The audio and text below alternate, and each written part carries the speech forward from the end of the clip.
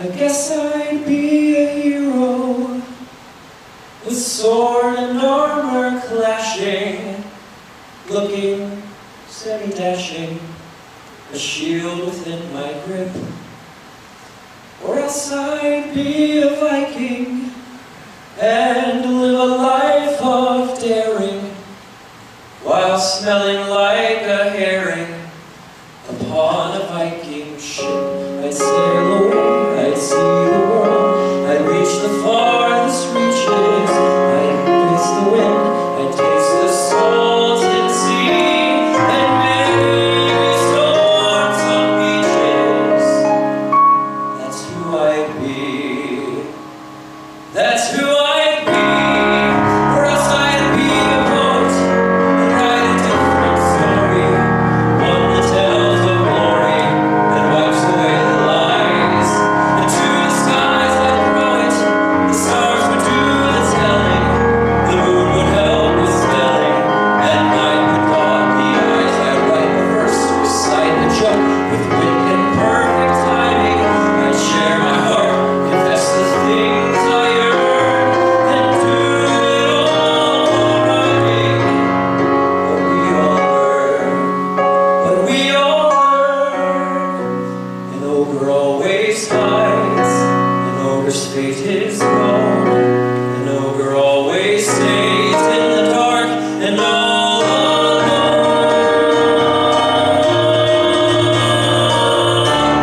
So yes, I'd be a hero, and if my wish were granted, life would be enchanted, so the stories say.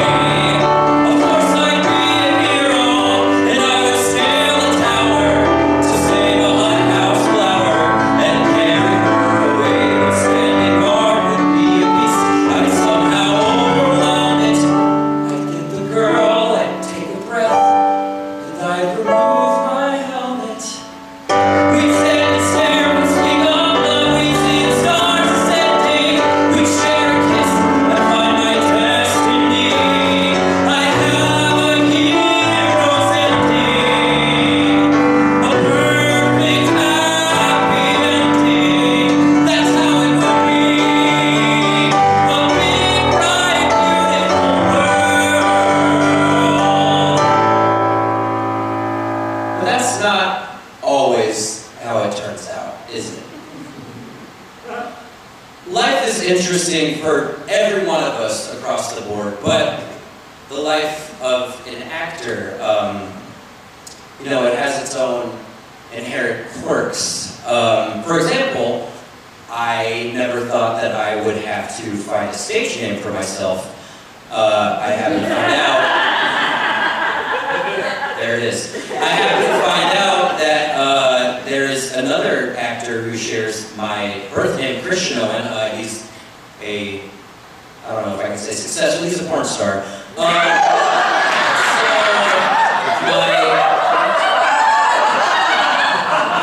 This is a good start, guys. I'm glad we're here. My girlfriend and our roommate's favorite thing to do when we have company over is to ask our Amazon Alexa, who is Christian Owen, and wait for her response. It's exactly as great as you think it would be. I wasn't bit by the bug until high school. I was an athlete. I joined choir my freshman year because, well, I needed to fill a class and I assumed it would be an easy A. Always the overachiever on that one. I performed in my first ever stage production later that year, but the next year I had an experience that really changed my life forever.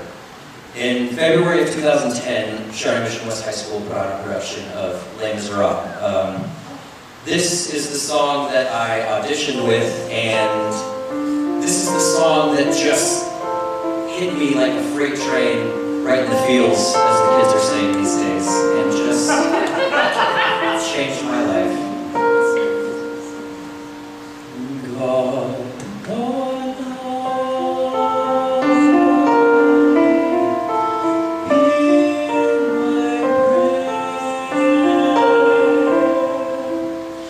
in my need, you have always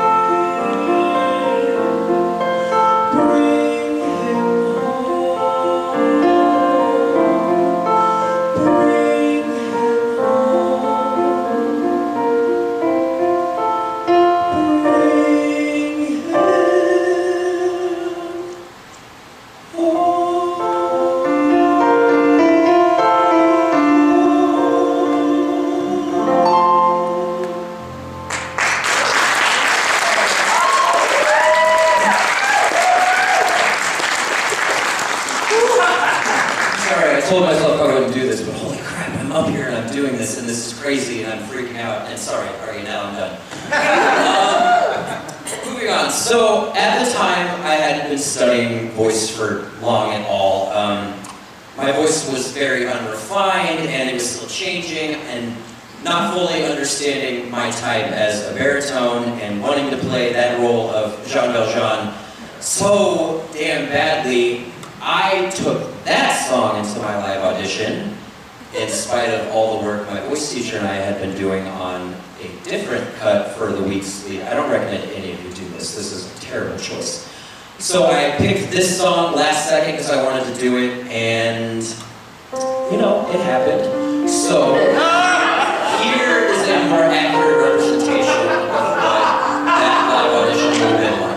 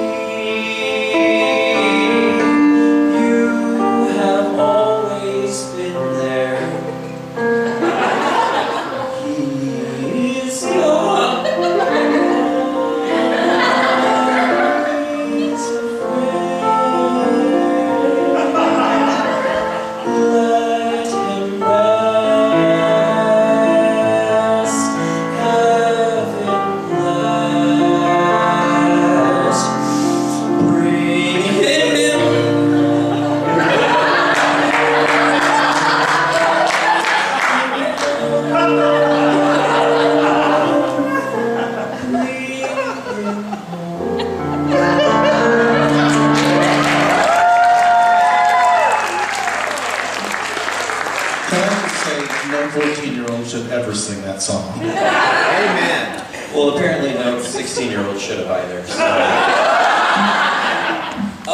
Now, in spite of my spectacular showing, I didn't get the part. It's fine. You're up against Eric Morris. So. Yeah, that's true. But I look back on that, and that's one of those moments in my life that I realized I wasn't ready for that at all. And landing the role that I did of Andros was the best thing that could have happened for me. Now, at the same time, my English class was studying the works of Walt Whitman, Emerson, Thoreau, and part of our curriculum was we watched the Robin Williams film Dead Poets Society. And all of those things together it's just started a fire inside me, and all of a sudden it was so stupidly simple. All of this was what I was meant to do. And I just knew it, and I took it, and I ran with it. So next comes college. After studying under an opera singer for as long as I did, I had in my head that I wanted to be an opera baritone, without really knowing what that meant. So I was accepted to the University of Kansas, and I attended for a long, arduous semester, and then I transferred to K-State for the same amount of time, and I knew that I wasn't doing what I was supposed to be doing, but I also felt that leaving was the equivalent of failing. But I learned a really important lesson in my acceptance that I needed to really follow my heart, and it's that, you know, life goes on. Things will be okay. Third grade in Miss Adams' class, an emotionally scarring time that I'm still trying to forget. It's not that I was a loser, it's not like I didn't pass. See, it has to do with what happened to Jorge, our class pet. We had this tradition on every Friday. One of us was picked to take him home. Exciting, right? So I asked Miss Adams, could this be my day? I thought maybe if I'm verbal, I can go home with this gerbil tonight. But my mom was allergic and my dad was very phobic. It's a real thing. I knew exactly what the situation would require. My mom showed up at carpool.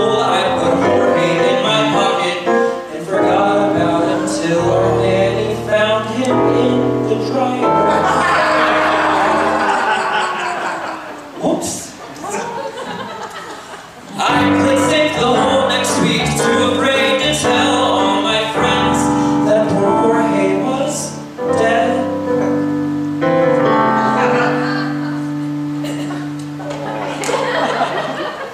And Katie Thompson told me all sick killers burn in hell, but Miss Adams took my hand and she said,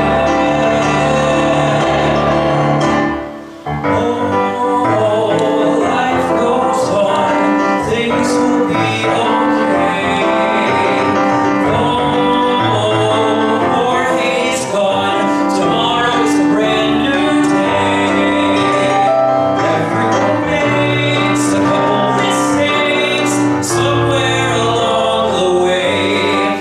Now, just so you don't think this is a one-time occurrence, here is a list of reasons why I kind of suck. I wrecked my mother's car, I lost my cousin in a mall, I killed a fish and a plant and a squirrel. I lost my father's autographed Mickey Mantle ball and rode my bike into a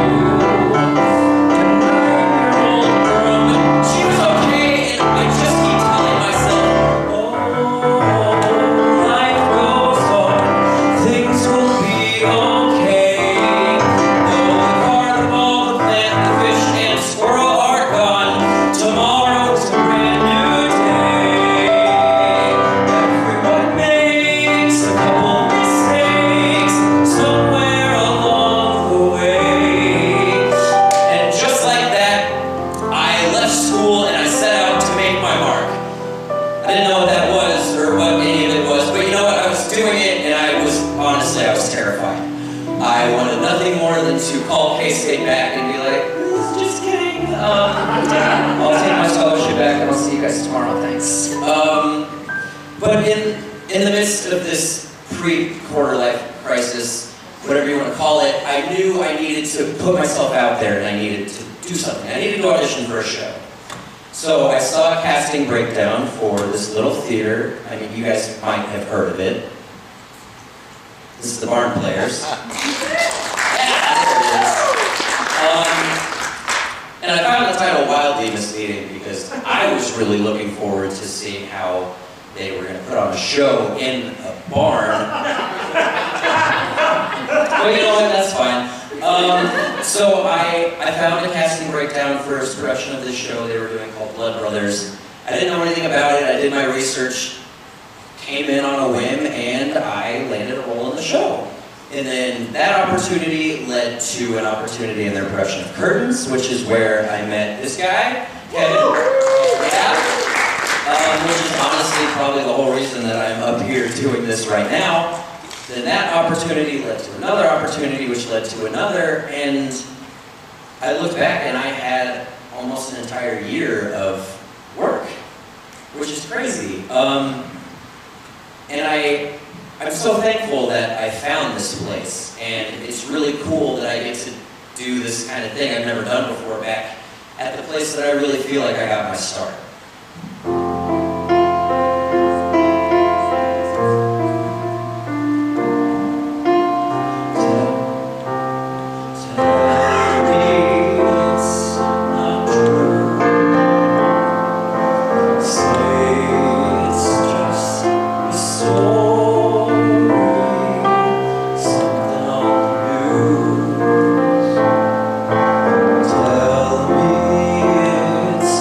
True.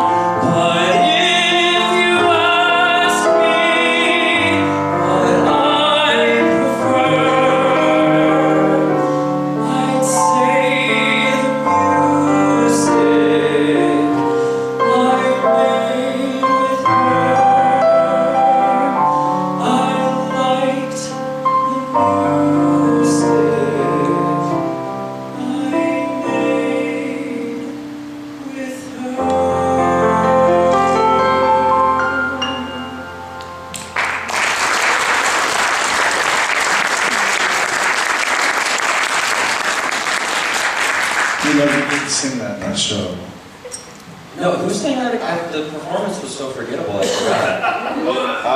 I sang that song. Oh, yeah! I allowed you to take it No, out it of was my great, book yeah, and no, do it thank in you, your it was show. great. Do I have to tell you something? This, you may not know this, but every night when I would come out, your mother would come running to work. Oh, good. Running to That's always a good start. And to she the story. said, Kevin, my greatest dream is that Christian be able to sing that song as well as you sing it.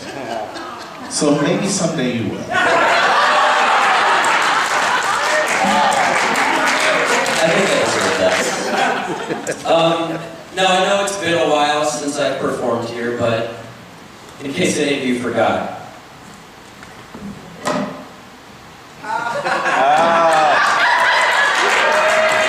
Oh, sorry, some of you can't know. This is my, it's my Barney Award for Best Actor in Blood Brothers for Mickey, so I'm just gonna do that right now. Oh, you have one too. They're just giving them out to everybody. This is I love you, Kevin.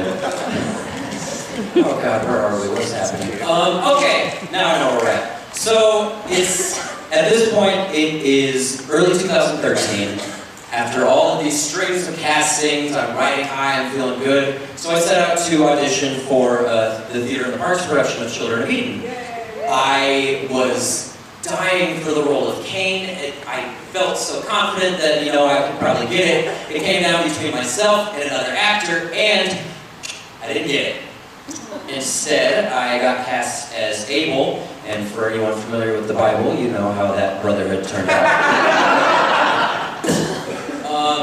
So then, during that production, I auditioned for the Barnes production of Spring Awakening.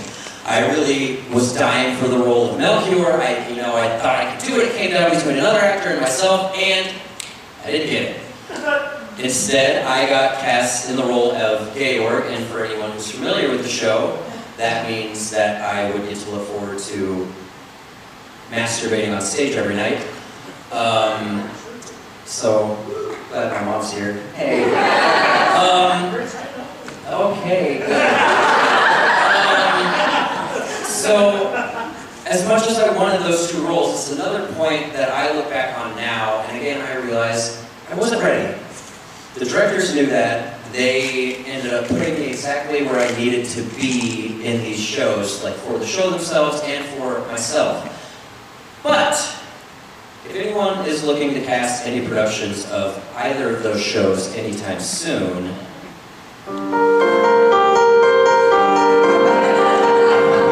all that's known in history and science, overthrown at school, at home by blind men, you doubt them and soon they bark and hound you, till everything you say is just another bad about you. All they say is just what is written. Wars are made, and somehow that is wisdom. Thought suspect.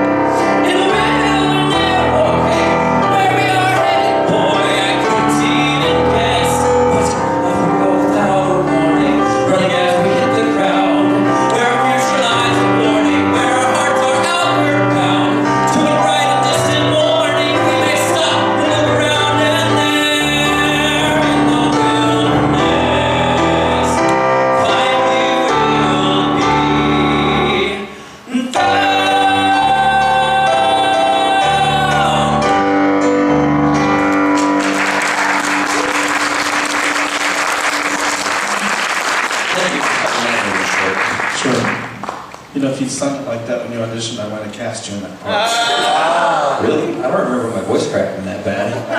Well, that's true. Maybe not. Okay, we can move on now. So, during all of this, I had been saving to move out west to Los Angeles. After not getting the role that I was looking for in Spring Awakening, I'd been thinking a lot about it, and I met up with the director, Eric Magnus, and we spoke for a while, and after sharing my heart with him, I told him that I was going to not accept the role in Spring Awakening and go and take my shot. I didn't want to wait, no, not the Hamilton shot. This is a different thing. But Hamilton's great, oh yeah, it's great. But next time, yeah. So, I wasn't quite ready to do this thing. That seems to be a recurring theme in this show, because I wasn't quite ready, but I didn't want to wait. So I packed up my bags, I headed out west full of gusto and dreams and piss and vinegar and just ready to go and take on the world and make it mine.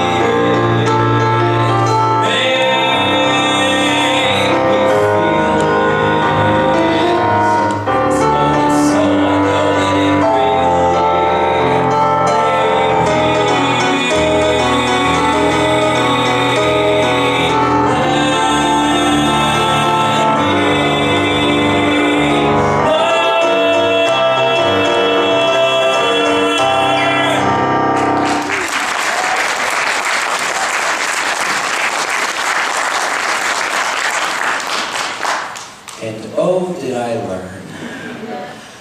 I learned first and foremost that being an adult's really tough. And also, almost everywhere else is more expensive than Kansas. I was just doing whatever. I was flying by the seat of my pants. I had a lot of ups and downs. I learned a lot of tough lessons along the way. And, after my third week of having peanut butter and jelly for every meal of the week, I needed help. I don't know if you can hear me, or if you're even there. I don't know if you would listen to a gypsy's prayer. Yes, I know I'm just an outcast. I shouldn't speak to you. Still, I see your face and wonder, were you once an outcast too?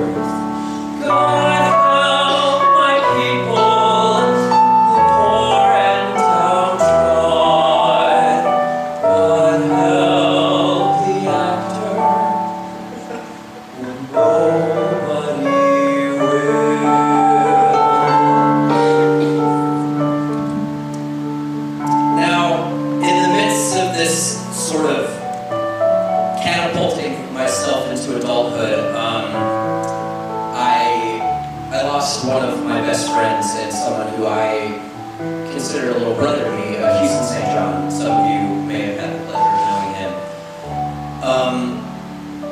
It was my first experience with death in that close of a proximity, and it really just kind of shattered my entire perception of mortality and made me really rethink everything that I had been doing, that I was currently doing, and everything that I wanted to do. I wanted to take a chance to show you guys this quick video. It's the last song and the last time that Houston and I got to perform together.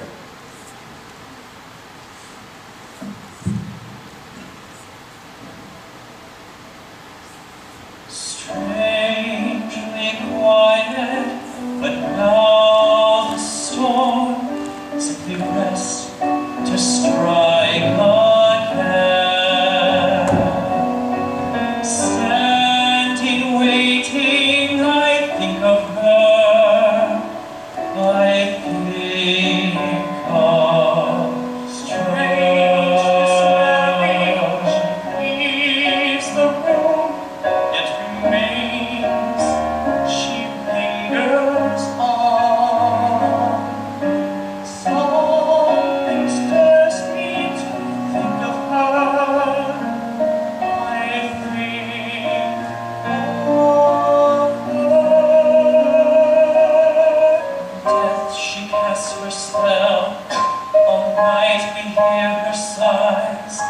And now a girl has come who has her eyes.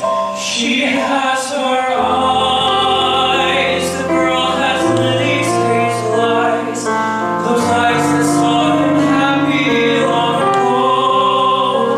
Those eyes that gave him life and hope he never known. How can he see the girl and miss those days?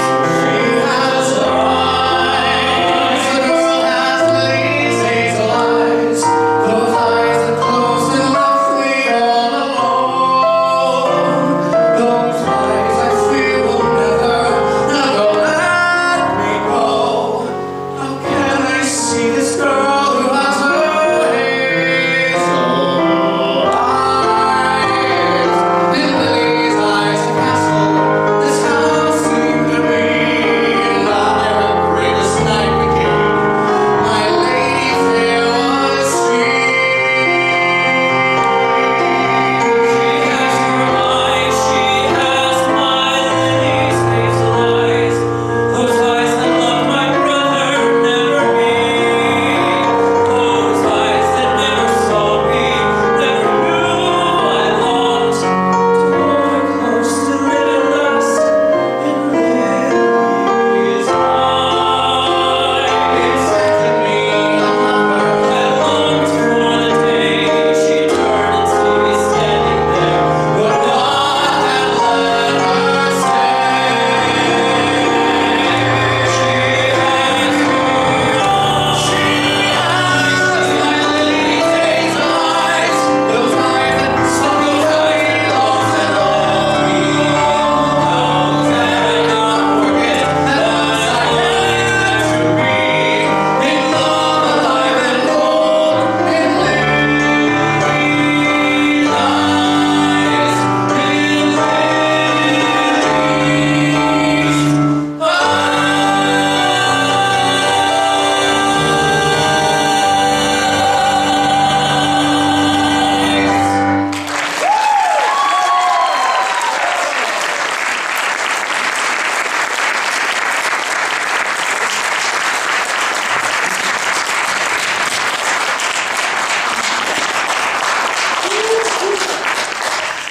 Big thank you to Eric Morris for helping me with that.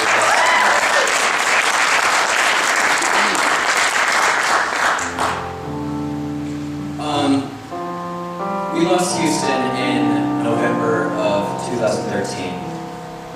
In September of 2014, I packed up my bags and I came back to Kansas City. Almost to the day a year later, I was leaving the city that I was so sure that I would have right here, just in the palm of my hand. It was really sobering and disheartening. But I had to remind myself that it was just the end of that season, not the end of everything.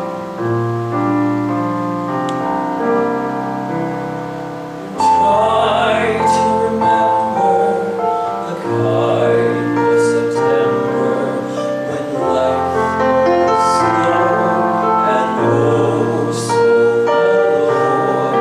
Try to remember the kind of September when grass was green and rain was yellow. Try to remember the kind of September when you were a tender and mellow fellow. Try to remember, and if you remember, then follow. Try to remember when life was so tender that no one wept except the pillow. Try to remember when life was so tender that dreams were kept beside your pillow. Try to remember when life was so tender that love was an ember about to billow. Try to remember, and if you remember, then follow.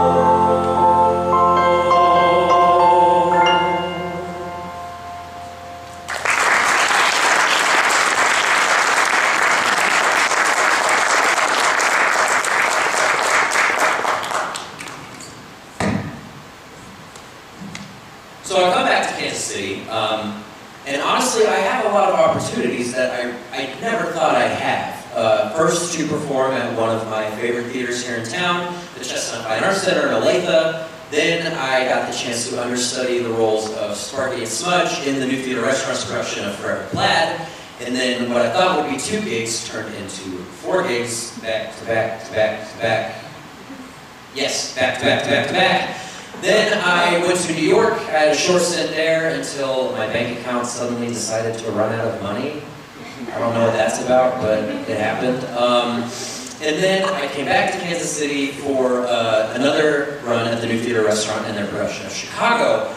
And all in all, at the Dinner Theater, which is where I've done a lot of my work the last 3-4 years, I got the chance to be in Hairspray, The Addams Family, Mamma Mia, Chicago, and in a lot of those shows, I got to understudy as well. So on top of my normal duties in the ensemble or the cast, I had to be responsible for an entire other member of the cast for whenever they, couldn't or didn't want to go on for some reason. And sometimes that happened. It happened a few times, and sometimes with only an hour's notice, which was great.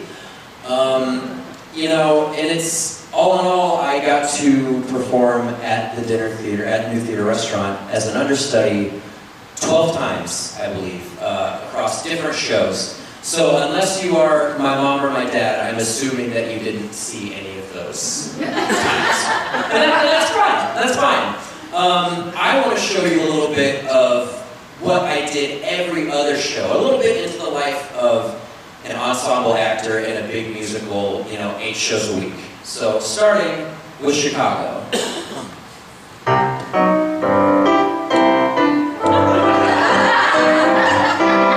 Roxy.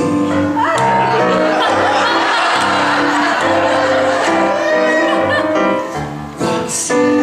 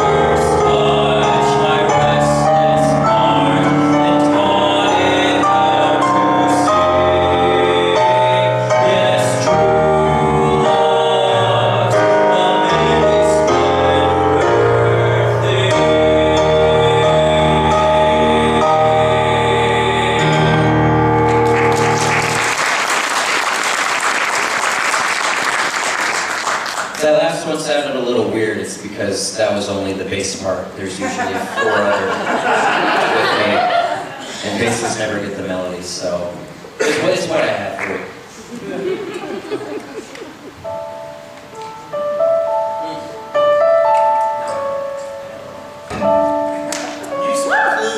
Thank you. So I don't want you guys to get the wrong idea. I am so incredibly thankful for the work, all of the work that I've gotten over the last 3-4 years, but after a certain point, I just felt like I had been doing the same things, and I was beginning to feel just drained and artistically stifled, and I was longing for something more, and I'm never dramatic, so this is a very new feeling for me. So, in comes my good friend and colleague, Zach Faust. He informs me that his production company, Faust Theater, is doing a production of the show Falsettos. Now, at the time, all I knew about falsettos is that there's a song about baseball. That's it. So instead of doing the proactive thing and actually researching the show and figuring some things out, I essentially just took the cut that he gave me and learned it and came in with that. And then I got cast in the role of Wizard, which was great. I was super excited. Then I decided to sit down with the score and listen to the entire show. And oh my God, I was like, I've made a huge mistake. I am so in over my head. For any of you who know the show, you know exactly what I'm talking about. So I had a conversation with Zach and shared my, how, terrified I was for everything, and he is, in very plain terms, just told me, you can do it. And guys, this show it's just changed my life. And I know I've said that a few times tonight, but I feel like there are multiple moments in someone's life where something happens and it changes. Something comes into your life at exactly the moment you need it to, and it just affects you on a core level. I would do that show 1,000,000 times over with the same cast, the same crew, in the same space. We did it here at the Arts Asylum. I'm so thankful for my teeny tiny band and just their help in reigniting my passion for what I do. I don't look for trouble. I do not accept blame. I have a good and a bad side, but they're one and the same. Ask me to arouse you, I will rise and obey. These are the games I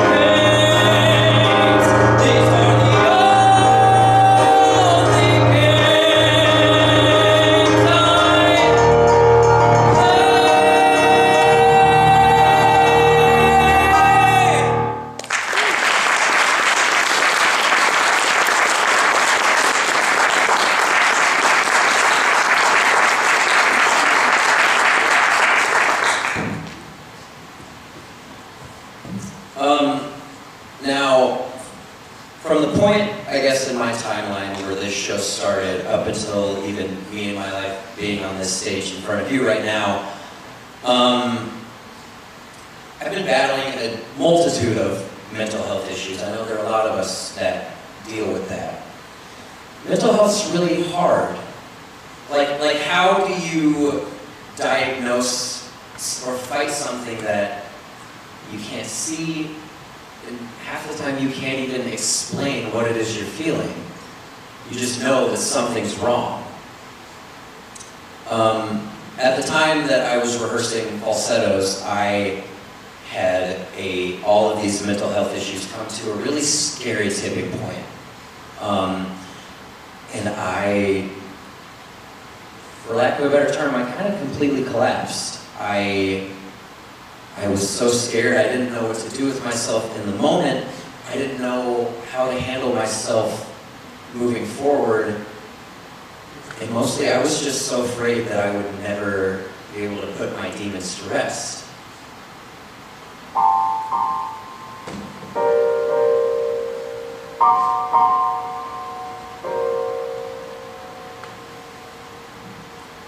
Is this how I die?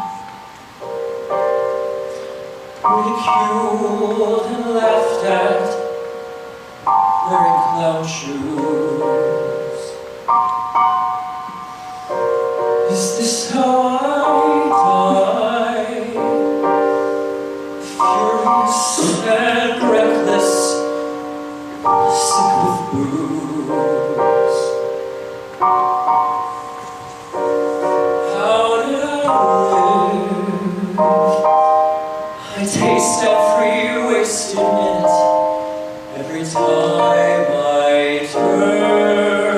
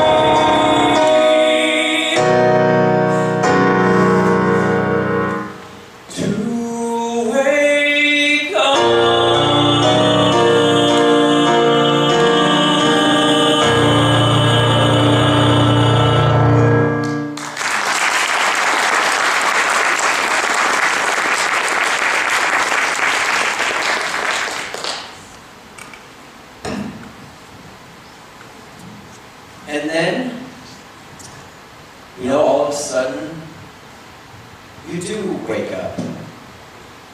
You are able to step out of all of the chaos that's going on in your mind, and most importantly, you wake up from the nightmare that you have to handle this, whatever it is, on your own. Which that's what I was stuck in. And all of the people in my life have really helped me out with that. And really just kind of helped me to see what I needed to do and how I needed to do it. I meant to talk about dating earlier. I totally forgot. But dating's weird, right? Like, dating is one of the craziest, most exhausting, funniest roller coaster rides that we go on in life until all of a sudden you meet somebody and it's not. When you meet that person who helps you realize not only who you want to be, but who you're supposed to be, who you're meant to be.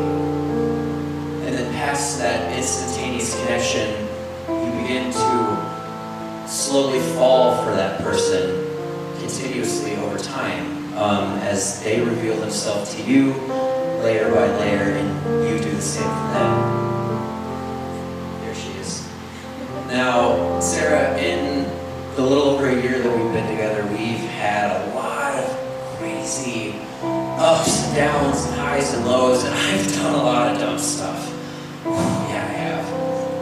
But one thing I've realized is that I don't care what happens, this is what I want to fight for. And no matter what, we've still got time. Now, for this next song, I'm going to invite my good friend Corey Murphy to come up and sing with me.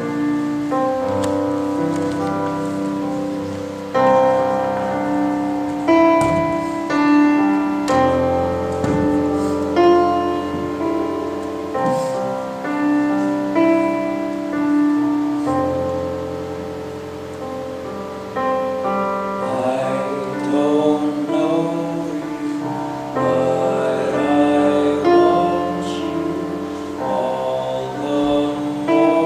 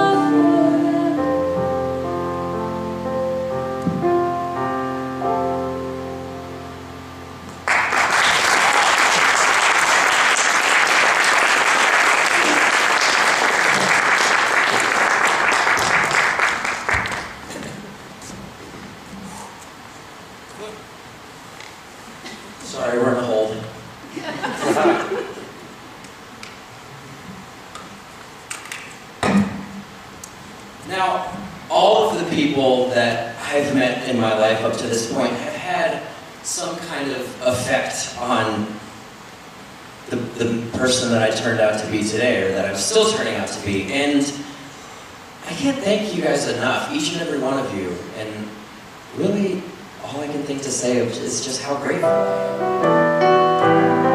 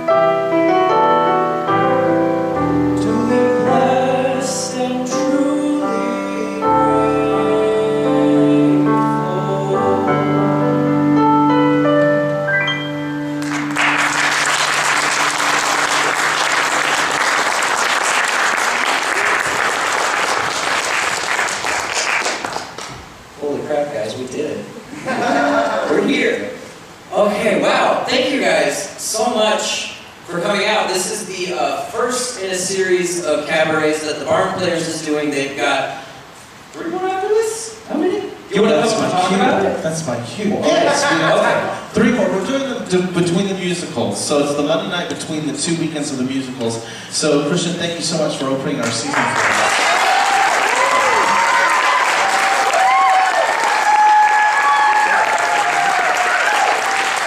On April the 29th, between the 2 weekends of the Grand Hotel, we have Krista Eiler.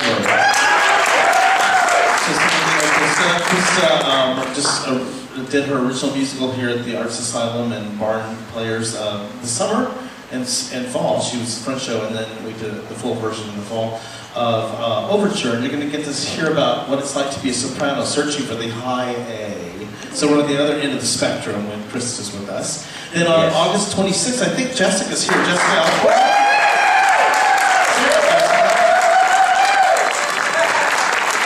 Jessica's a barn favorite, another barn favorite. Last summer you might have seen her in Hairspray at Starlight. She was Crazy Karen Black. So she's going to be singing songs of Love Burlesque. So, yeah, that sounds intriguing, doesn't it? I'll find out what that means later. And then on November 16th, between the two weekends of Victor Victoria, we're going to be doing what's called It's a Barney Holiday. And we'll be doing holiday songs, Christmas, New Year's, Thanksgiving, 4th of July, whatever song. You name a holiday, we'll sing a song for it. So that's our series for this year, and we thank you so much for supporting it.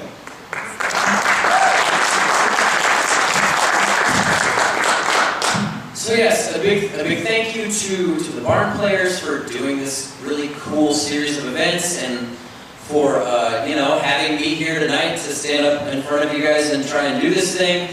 Big thank you to Kevin. Let's give him this guy.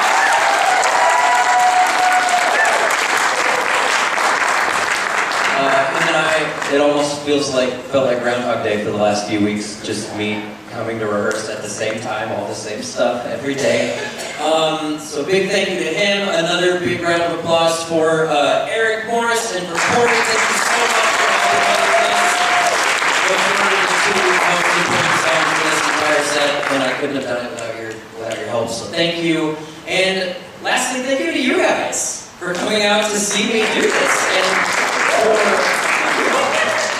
and for just supporting art in our community. Like, we can't do these kinds of things without people like you wanting to have your butts in these seats to watch us do these things. So really, it's greatly appreciated, not just for me here now, but for all of the artists out here. Keep doing it. Keep going and seeing art, whatever it is, everywhere. Keep supporting it.